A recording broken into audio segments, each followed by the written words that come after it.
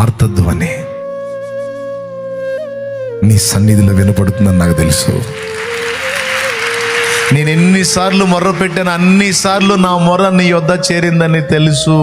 నా ప్రార్థనలు నీ చెంత ఉన్నవని తెలుసు. నా కన్నీళ్లు నీ బుడ్డిలో దాచి ఉన్నావని నాకు తెలుసు. ఎందుకంటే నేను పాపినై ఉన్నప్పుడే నన్ను ప్రేమించి ప్రాణం పెట్టినోడివి నువ్వు. నేను మంచోడినై మంచిదాన్నై ఉన్నప్పుడు కాదు, నేను పూర్తిగా చెడిపోయిన స్థితిలో, చచ్చిన స్థితిలో, నీకు శత్రువుగా నడుచుకున్న దినానే నన్ను ప్రేమించి ఆ చెడిపోయిన దాన్ని ప్రేమించి చచ్చిపోయినోడు అని నాకు తెలుసు. నువ్వు నా కోసం ప్రాణం పెట్టినోడు అని నాకు తెలుసు.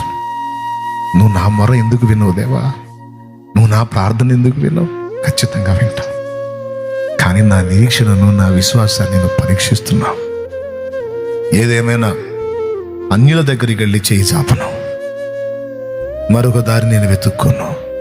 నా రక్షకుడివి, నా ప్రియుడివి, నా రాజువి, నా ప్రభువి, నా దేవుడివి, నాకున్న ఆధారము నువ్వే. నీట ముంచిన పాల ముంచిన నువ్వే. నా స్థితిని, నా గతిని ఏం చేసినా నువ్వే.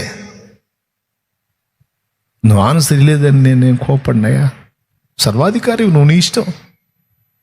కానీ నేను ఒకటి మాత్రం ఎరుగుదును, నా మొర్ర నీ చింత చేరిందని మాత్రం నాకు తెలుసు. ఇంకా ఎన్ని మొర్రలు చేరాలో అన్ని మొర్రలు చేరుస్తా, మొర్ర పెడతానే ఉంటా.